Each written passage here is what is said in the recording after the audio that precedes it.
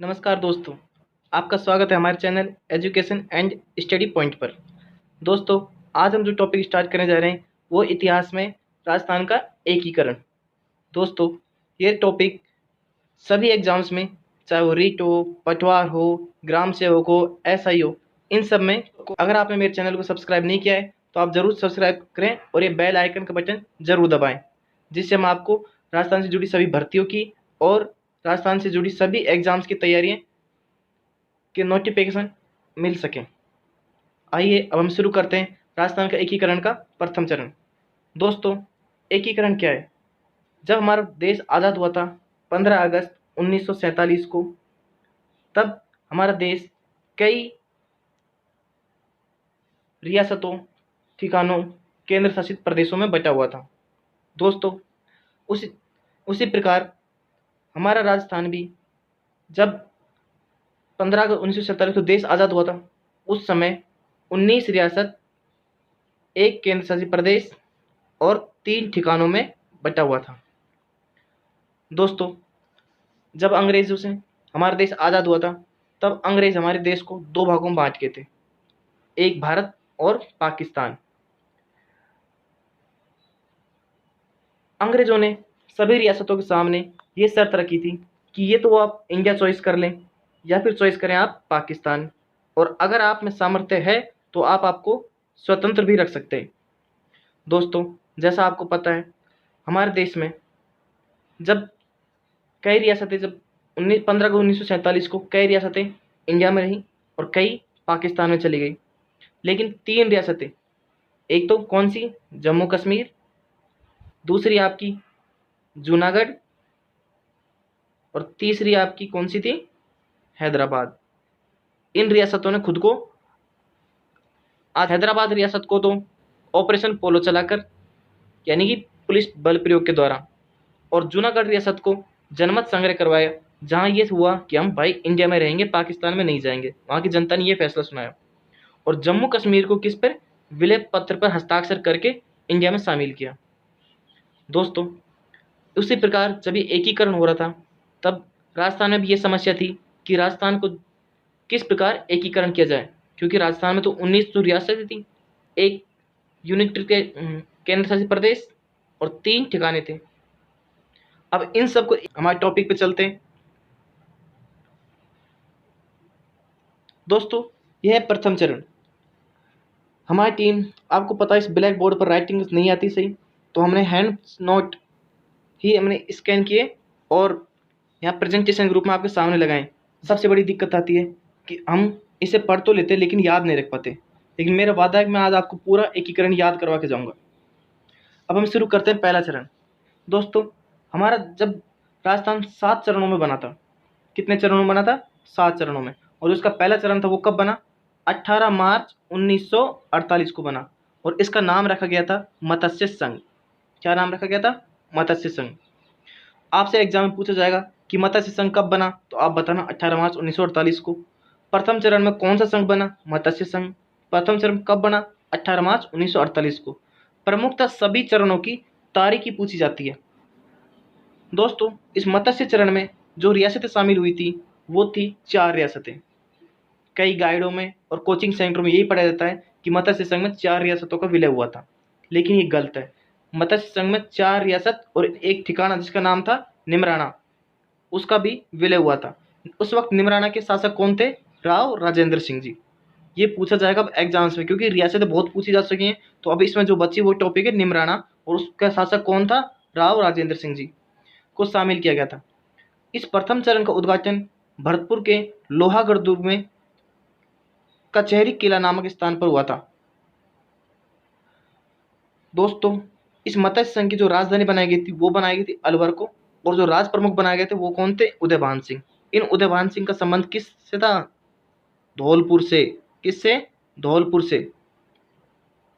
उसके बाद इसके प्रधानमंत्री बनाए गए थे शोभाराम कुमावत, और उप प्रधानमंत्री बने 2। कौन थे वो दोनों, एक तो युगल किशोर चतुर्वेदी जी और दूसरे थे आपके गोपीलाल यादव। प्रथम चरण का उद्घाटन किसने किया, गॉडविल ने किया था। और प्रथम चरण का नाम किसने रखा, के मुंशी के कहने पर प्रथम चरण का नाम मत्स्य संघ रखा गया। तकरीबन ये बात तो आपको सबको याद होगी। अब मैं इसमें क्या बताऊँगा आपको स्पेशल दोस्तों, स्पेशल इसमें यही है कि भाई एक तो ये निमराना ठिकाना आपको याद रखना है, क्योंकि अभी एग्जाम्स में अलवर, भरतपुर, करौली, धौलपुर पूछे जा चुके हैं, अब तक निमराना ठिकाना नहीं पूछा गया। और इसके साथ साथ कौन थे? राव राजेंद्र सिंह जी। दोस्तों आपको ये तारीख याद रखनी है 18 मार्च 1948। इसी तारीख से आपको पूरे एकीकरण की सभी चरणों की तारीख याद रख सकते हैं। दूसरा चरण दोस्तों, दूसरा चरण बनता है एकीकरण के प्रथम चरण के जस्ट 7 दिन बाद। कितने दिन बाद? 7 दिन बाद, यानी कि 25 मार्च 1948 को। और इसका नाम क्या रखा गया था? पूर्वी राजस्थान। दोस्तों इस पूर्वी राजस्थान में कितनी रियासतें रखी गई थी? पूर्वी रियासत में 9 रियासतों को शामिल किया गया था। और ये 9 रियासतें तो कौन कौन सी थी? बारां, बूंदी, झालावाड़, किशनगढ़, डूंगरपुर, कोटा, प्रतापगढ़, शाहपुरा, टोंक और एक ठिकाना, इसमें कौन सा ठिकाना शामिल हुआ था? वो था आपका कुशलगढ़, जो कहाँ का था? बांसवाड़ा में था। ये ठिकाना शामिल हुआ था। अब आपसे पूछेंगे कि दूसरे चरण में किसको शामिल किया गया था? तो 9 रियासतें और एक ठिकाना। ठिकाना कौन सा था? वो कुशलगढ़, बांसवाड़े को। दूसरे चरण की राजधानी बनाई थी आप अरे यहाँ पे कोटा को। और इसका उद्घाटन कहाँ हुआ था दूसरे चरण का? कोटा दुर्ग में। और इसके भी उद्घाटन करता कौन थे? आपके गौडविल साहब। दूसरे चरण में जो राज प्रमुख बनाया गया था वो थे हमारे कोटा के भीम सिंह जी। इनका संबंध कहाँ से था? कोटा से। और उपराज प्रमुख बनाए गए थे बूंदी के बहादुर सिंह जी को। तो दोस्तों इस प्रकार आपको दूसरे चरण की तारीख याद रखनी है। 25 मार्च 1948 को पूर्वी राजस्थान बना, जस्ट पहले चरण के 7 दिन बाद में। तो अब आप इसकी तारीख नहीं भूलेंगे। तीसरा चरण 18 अप्रैल 1948 को बना, यानी पहले चरण के जस्ट 1 महीने बाद। कितने दिन बाद? 1 महीने बाद बना, 18 अप्रैल 1948 को। और जो इसका नाम रखा गया था वो था संयुक्त राजस्थान। क्या रखा गया था? संयुक्त राजस्थान। दोस्तों इस संयुक्त राजस्थान में जो हमारा पिछला चरण था, ये दूसरा चरण, जिसमें ये 9 रियासतें थी, इसमें ही मात्र एक रियासत को जोड़ा गया था। और वो रियासत कौन सी जोड़ी गई थी? आपके उदयपुर रियासत को। तो तीसरे चरण में आपको रियासत याद करने की जरूरत है नहीं, सिर्फ ये याद रखना है कि तीसरे चरण में एक रियासत जुड़ी थी और उसका नाम था उदयपुर। तीसरा चरण कब बना? पहले चरण के 1 महीने बाद, यानी 18 अप्रैल 1948 को। तीसरे चरण का नाम क्या रखा? संयुक्त राजस्थान। ठीक है। और इसमें राज प्रमुख किसको बनाया था? भूपाल सिंह जी को। उदयपुर के भूपाल सिंह जी को राज प्रमुख बनाया गया था। दोस्तों जब एक आदमी को अभी राज प्रमुख बनाया है वो है भूपाल सिंह जी, और जस्ट पहले किसको बनाया गया था पहले चरण में? भीम सिंह जी को, जो कहाँ के थे? कोटा के। अब इन्होंने मतभेद हुआ। इनकी शर्त थी उदयपुर रियासत की कि राज प्रमुख तो बने हम ही, लेकिन यहाँ कोटा के भीम सिंह ने कहा कि नहीं, हम 9 संघ है और हमारा मत है कि मुझे राज प्रमुख बनाया गया है। इस मतभेद को दूर करने के लिए पंडित जवाहरलाल नेहरू ने उपराज प्रमुख बनाया भीम सिंह को और राज प्रमुख बनाया भूपाल सिंह जी को। ठीक है। अपने को इतनी डिटेल याद नहीं रखनी, बस ये याद रखना है कि उपराज प्रमुख थे भीम सिंह जी, जो द्वितीय चरण में क्या थे? राज प्रमुख। और तीसरे चरण में राज प्रमुख कौन बने? भूपाल सिंह जी, जिनका संबंध कहां से था? उदयपुर से। ठीक है। तीसरे चरण के उद्घाटनकर्ता कौन थे? पंडित जवाहरलाल नेहरू जी। तो तीसरे चरण में सिर्फ एक रियासत शामिल हुई थी, वो कौन सी थी? मेवाड़ रियासत, या फिर कहो उदयपुर। और तीसरे चरण के प्रधानमंत्री किसको बनाया गया था? माणिक्यलाल वर्मा जी को प्रधानमंत्री बनाया गया था। दोस्तों इस राज प्रमुख के पद को राज्यपाल पद में कब परिवर्तित किया था? तो वो हुआ था हमारे 1 नवंबर 1956 को।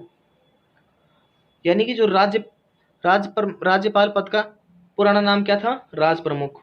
और राज प्रमुख के पद को राज्यपाल में कब कन्वर्ट किया? 1 नवंबर 1956 को। याद रख सकते हैं हम। दूसरी बात आती है साहब इसमें हमारे प्रधानमंत्री की। अब आप कहेंगे साहब इतने प्रधानमंत्री बने, हमारा राजस्थान अब है ही नहीं, तो जो हमारे प्रधानमंत्री का पद था वो किस में कन्वर्ट कर दिया गया? वो बना दिया गया आपके प्रधानमंत्री जी को मुख्यमंत्री के पद में। और ये मुख्यमंत्री भी कब बने? वही आपके 1 नवंबर 1956 को।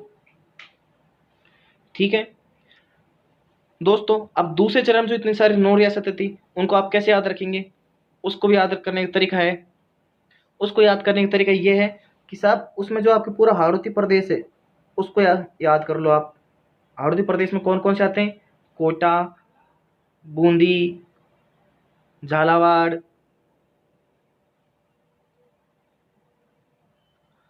और हाँ, कोटा, बूंदी, झालावाड़ प्रदेश आते हैं इसमें, और एक बारह, बारह भी आता है साहब ये। तो इस प्रकार आप याद कर सकते हैं। आपको चार तो बेसिक याद हो जाएंगे इसमें कि कोटा, बूंदी, झालावाड़, बारह और किशनगढ़, ये तो आपको याद है। इसके अलावा जो आपके प्रतापगढ़ और ये जो बसते हैं, इनको आप याद कर लें, ठीक है। अब इसके बाद आप कभी नहीं बोलेंगे एकीकरण का चरण। दोस्तों आज के लिए बस इतना ही, शेष अगले पार्ट में आएगा, क्योंकि वीडियो लंबा हो जाएगा इसलिए। अगर आपको मेरे पढ़ा हुआ अच्छा लगता है, समझ आ जाता है आपको, तो आप मेरे चैनल को ज़रूर सब्सक्राइब और लाइक ज़रूर करें।